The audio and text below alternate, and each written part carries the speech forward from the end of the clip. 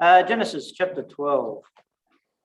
Now, if anyone has listened to talks and reacts from other assemblies, you may have come across, I think Pastor Steve's given one.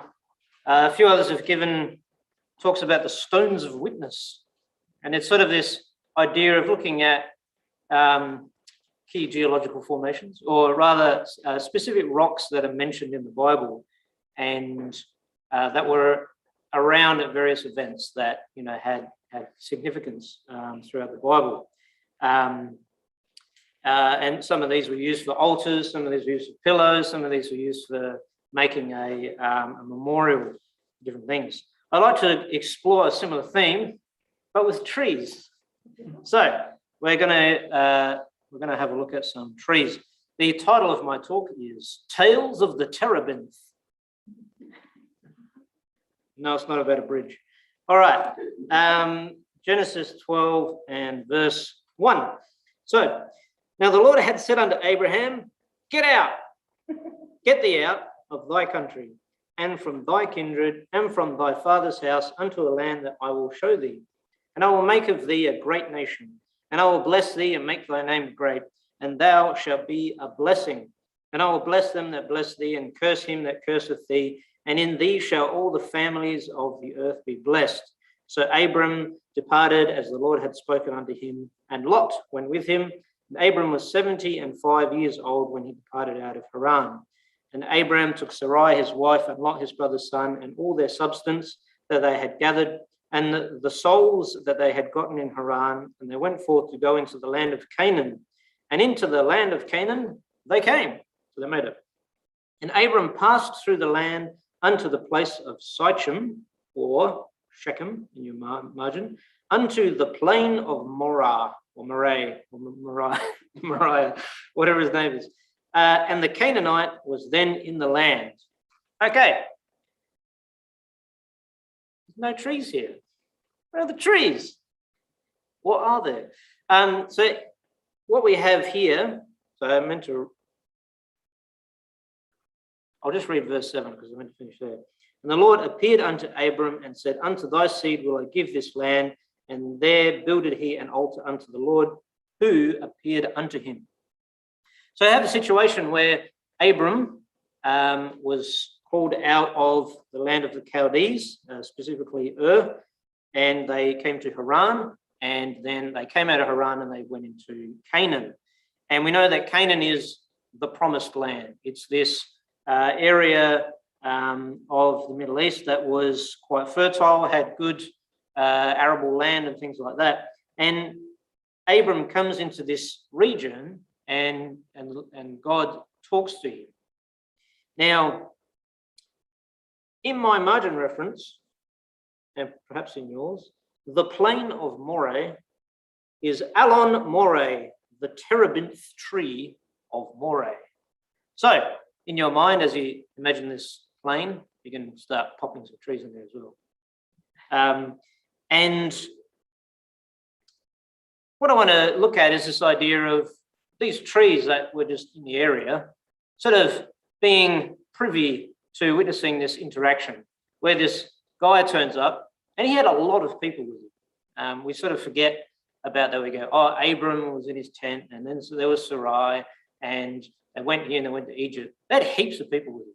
That was how the patriarchal system worked in this nomadic lifestyle. It talks about the souls that they had gotten in Haran. We've got no idea how many people there were, but there was quite a large amount of possessions, and you can read about when he went into Egypt that sort of specifies how much livestock and things he had. So he actually had quite a lot of people that were following him. So he sort of said, hey, everyone, we're going to go to the land of Canaan because God, and in their minds, our God, spoke to me and told me to do it. And such was the hierarchy that they just sort of went, okay, you're the boss, let's go and do that. So there's these trees that are in the area and they're going, this guy has been spoken to by God and he's obeyed him and he's now turned up in this land, and God has said that he's going to be blessed and there's going to be great provision for his family and their inheritance. And he has responded. He's built this altar to worship this God who has appeared to him. That's pretty interesting. All right, a bit of background for those who want to know a bit more about the terebinth tree. It's the Pistachia terebinthus is a deciduous tree of the Pistachia genus, as you may have gathered. It's actually native to the Mediterranean region and can be found throughout the region of Palestine. It's sort of referred to as a small tree or a large shrub, but it tends to, on average, grow to about 5 meters and can grow to about 10 meters tall. They can also live a long time. I tried to find a bit of an idea of how long they live, but all I could find is that there's one in Italy that is recorded as being 500 years old. So they go, well, we know when this one was planted, and it's now this amount of time since then. So it's a tree. Like a lot of trees tend to live a very long time if you look after them. And being in the Middle East and the Mediterranean area, they can be quite hardy, as is often with trees. Due to its appearance, it's typically referred to as an oak. So it's not actually an oak, but it looks a bit like one, and they sort of refer to it as an oak. So, as I mentioned, these trees in Moray, they sort of witnessed this individual turn up with his massive entourage of family and servants and cattle and everything, and he talks to his God, and he builds an altar there. Now, what I want to emphasize about Abram, as I mentioned before, he actually came out of the Chaldees, and there was Lower Mesopotamia, and I know I've mentioned this in some of my previous talks. They were a pagan people. They didn't really know who God was. We don't really have a clear picture of what happened from the time of Noah departing the ark and the descendants of his sons, and how God was propagated in the minds of the people. We don't really have a very clear indication of how that worked. We know that there's some very interesting interactions later with Abram and Melchizedek. And there's obviously this idea that some people were aware of God and other people decided to make their own up.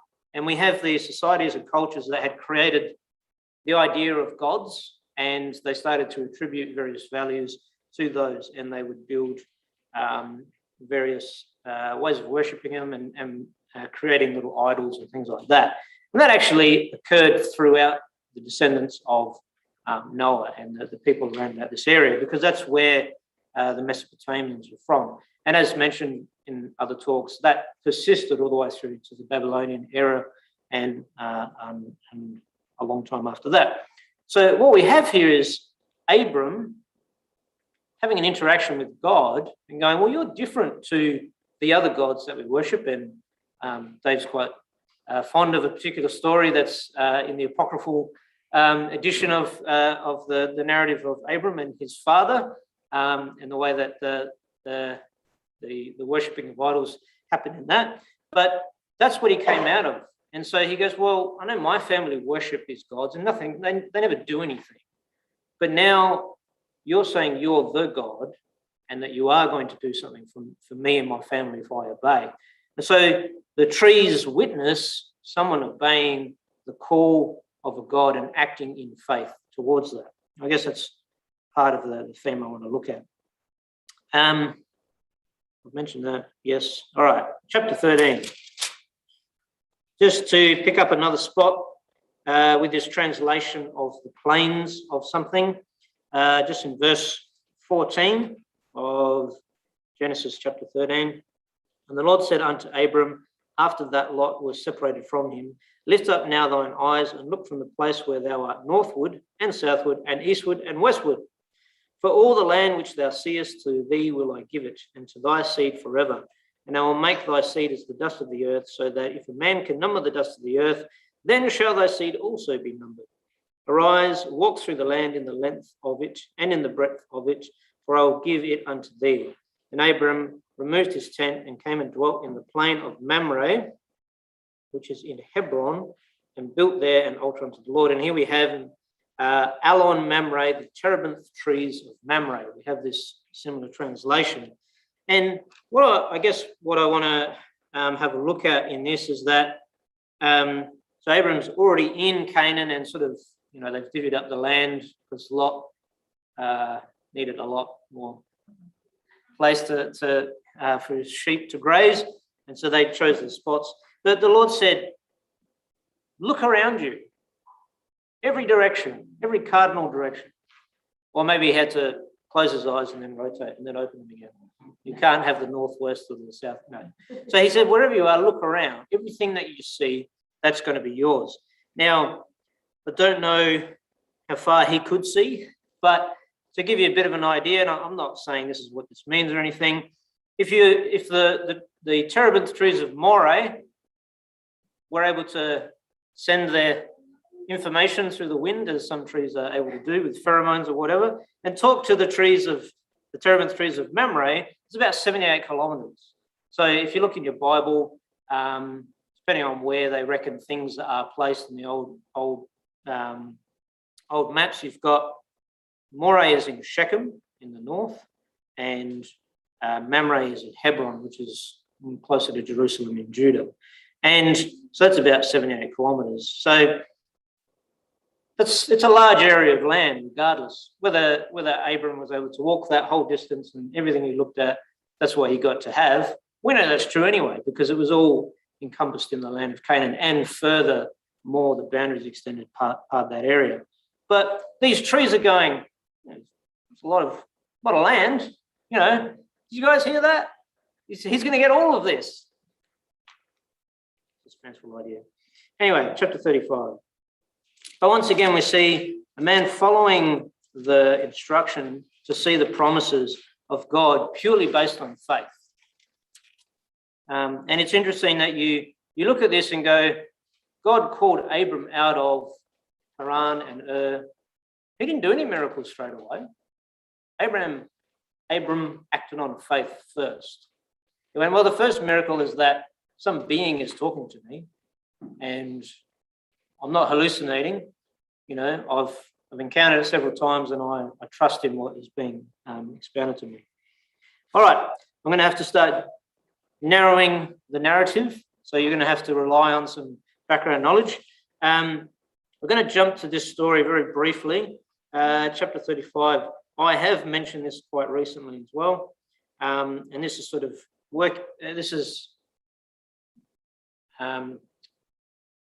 drawing on that similar notion that Abram's family descendants worship pagan idols, and when his son Jacob, or grandson, whatever,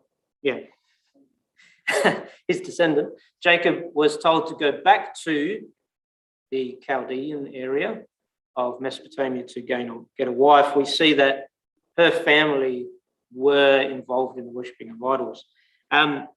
We just see here in verse 2 of chapter 35, then Jacob said unto his household and to all that were with him, put away the strange gods that are among you, and be clean, and change your garments, and let us arise and go up to Bethel, and I will make there an altar unto God, who answered me in the day of my distress, and was with me in the way which I went. And they gave unto Jacob all the strange gods which were in their hand, and all their earrings which were in their ears, and Jacob hid them under the oak which was by Shechem, and that oak is a terebinth tree. So we see in this story, Jacob is acting in faith again, and he's trying to tell that to his family, saying, follow my testimony. My experience is that I trusted in my God and he delivered me. He looked after me in the day of my distress. If you put away your ideas, put away your following of your false gods and do the same, I guarantee you that he will prove himself to you.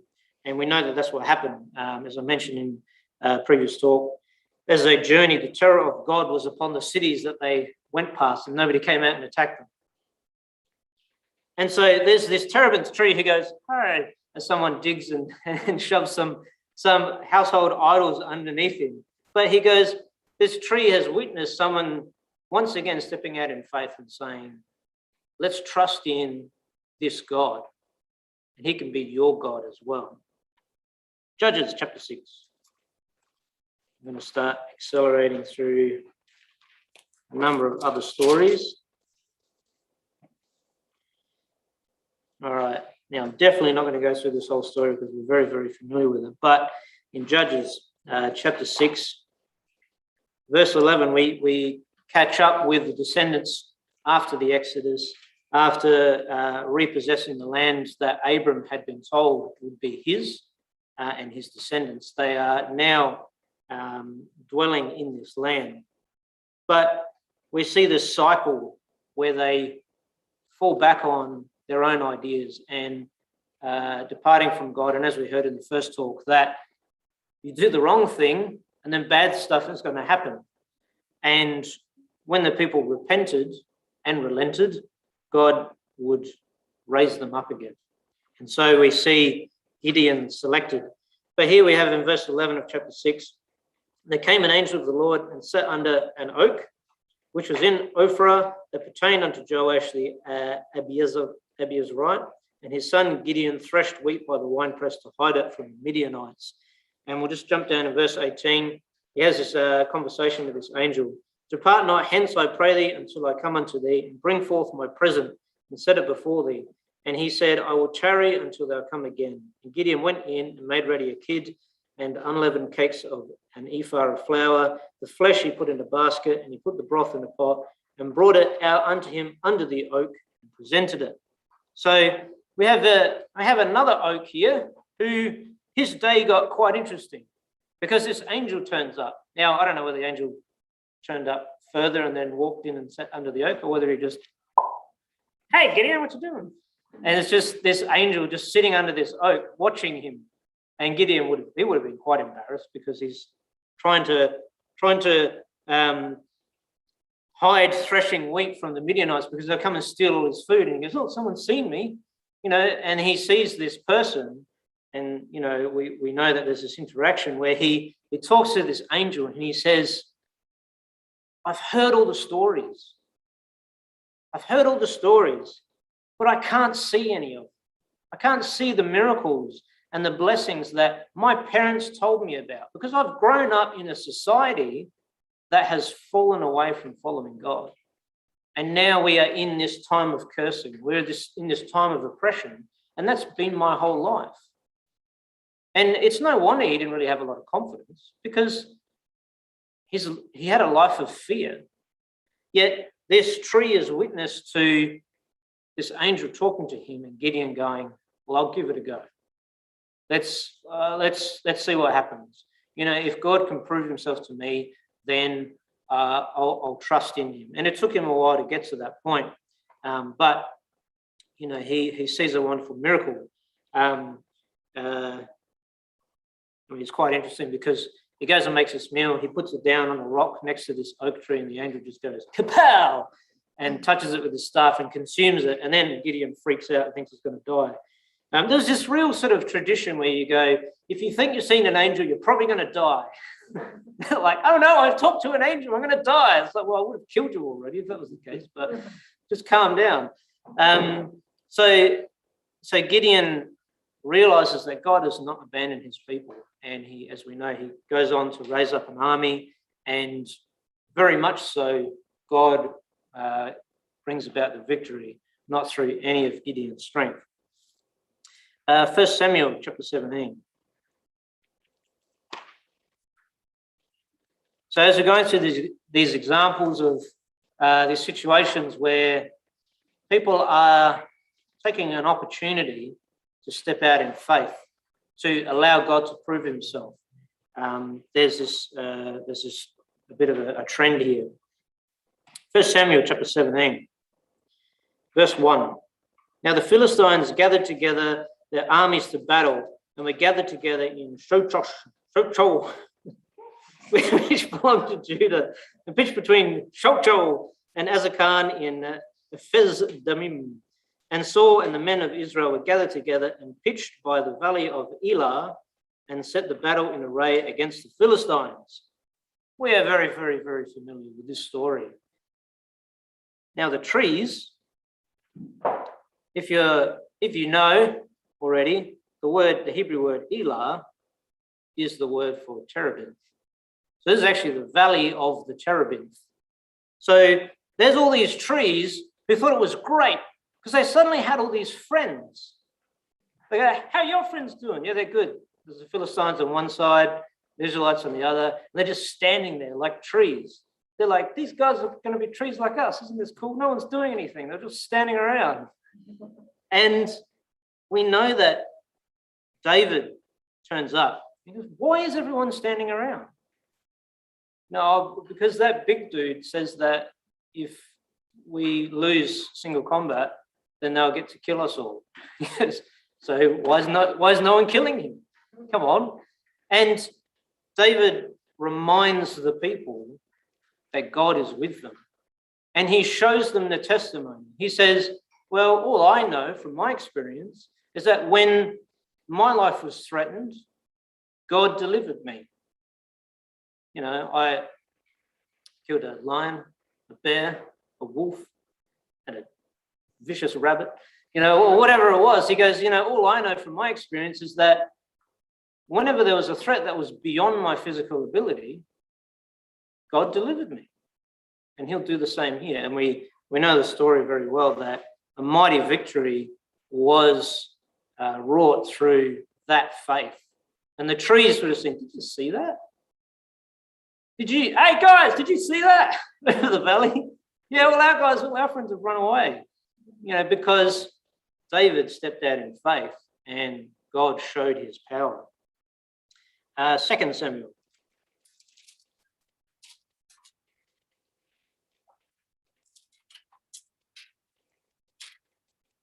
Now, I quite like this one because the trees get involved. 2 Samuel chapter 18. To catch us up to speed again, David has become king. He's been king for a while. He has huge family problems. It's just a mess. And one of his sons, Absalom, he kicks him out of the kingdom, and then he's sad about it, and then he brings him back, and he doesn't talk to him for 2 years. And I love telling the story because it's just ridiculous. And then Absalom gets brought back, and everything's sort of okay. But then Absalom builds support. And he says, David's not really doing a good job. I think I could do a better job as king. And when he decides to take over, David runs away. And things escalate. And it gets to the point where Absalom, it sort of comes to a head. And they have this battle. I've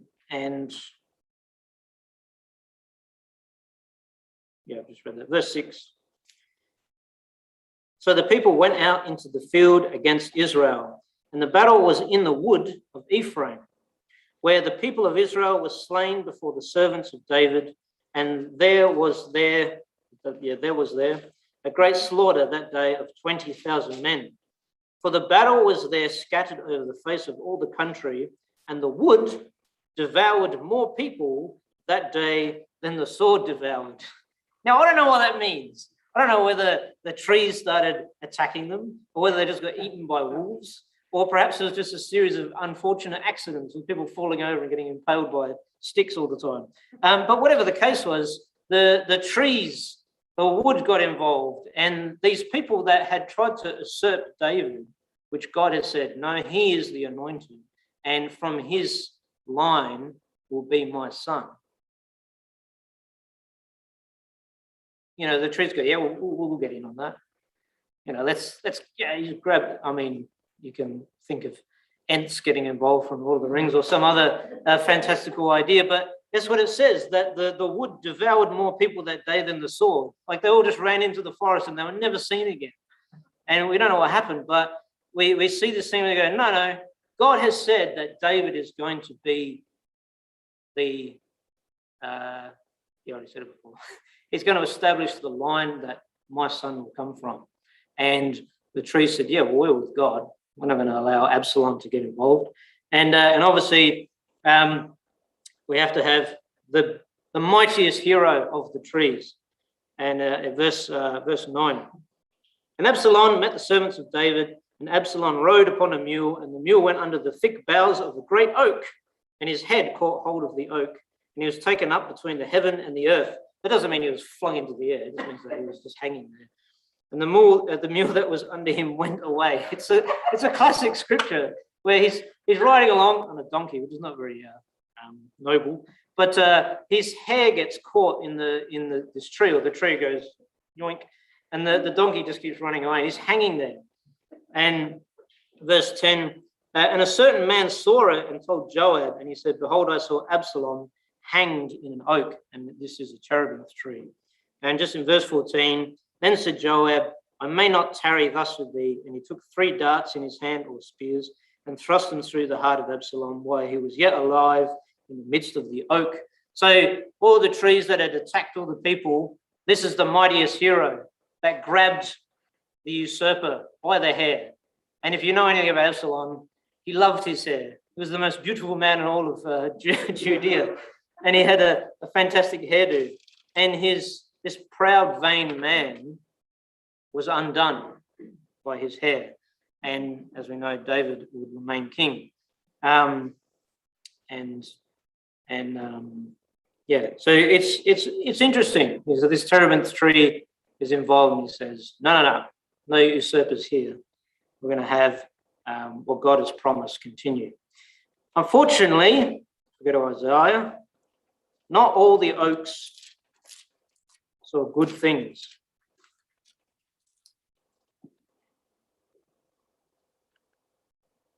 Isaiah chapter 1, in verse 27.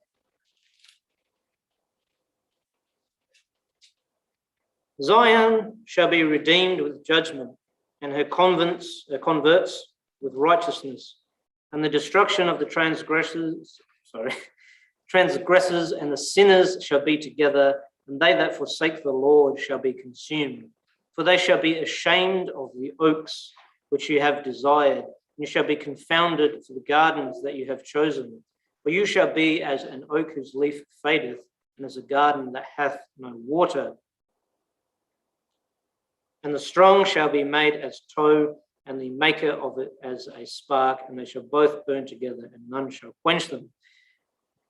We see these terebinth trees, they are made to be set up as pagan groves of worship, and they saw the corruption of the people. So there's these other terebinth trees who can say, I witness a great act of faith. And these ones say, unfortunately, I witness a great fall of corruption, where the people abandoned God, and they set us up as places of worship to persist in this corruption. And we're going to be destroyed because of it. You know, we're going to fade away because God is not happy with it. And just one other example, Hosea.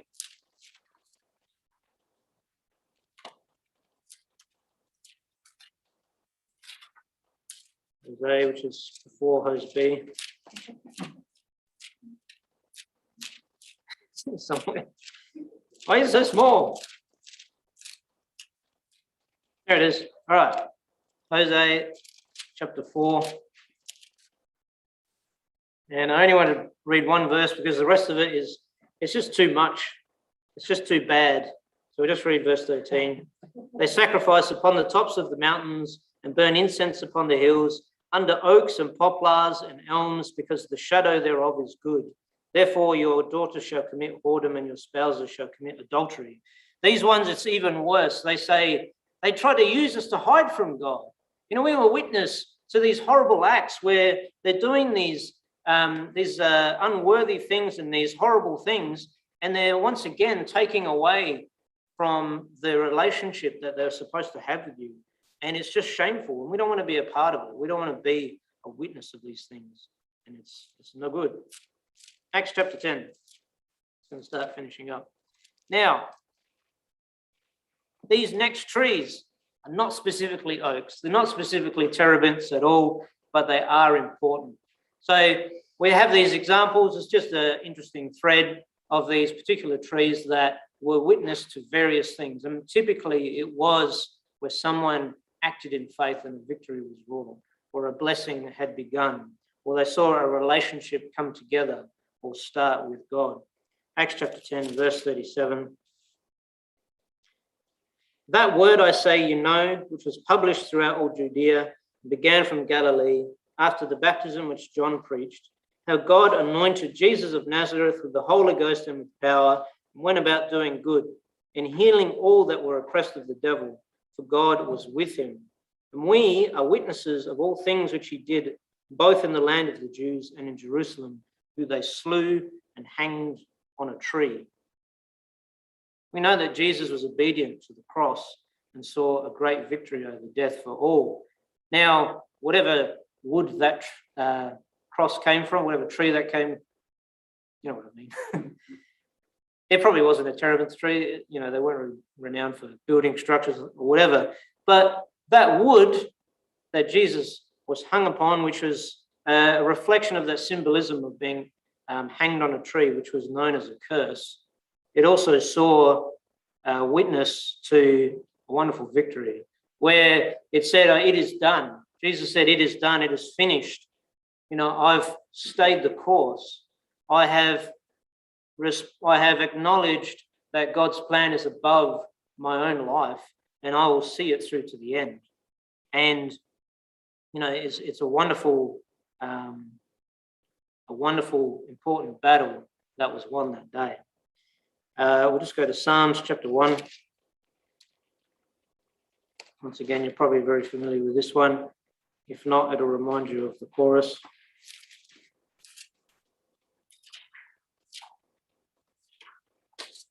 Psalm chapter 1, verse 1.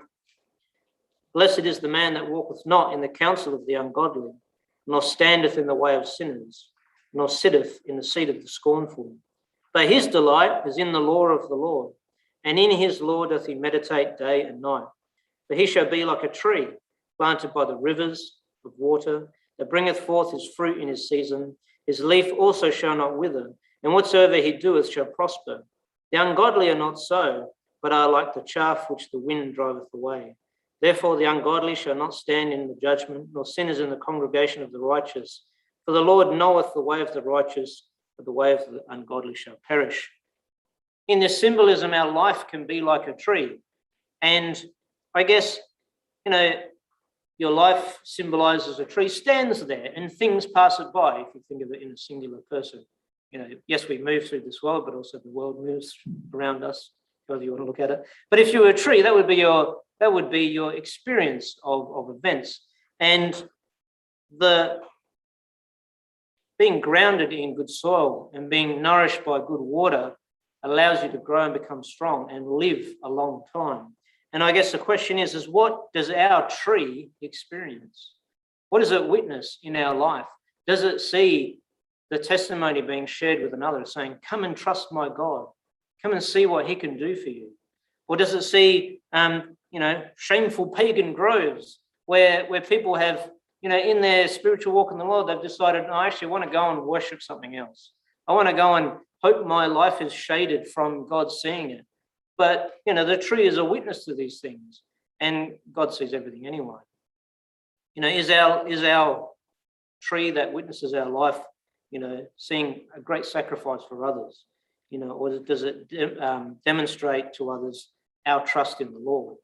There's many things that we can experience and see through our life, and these are wonderful things that we can share with others, and they can see the strength of our faith. We'll just finish in Revelation 22.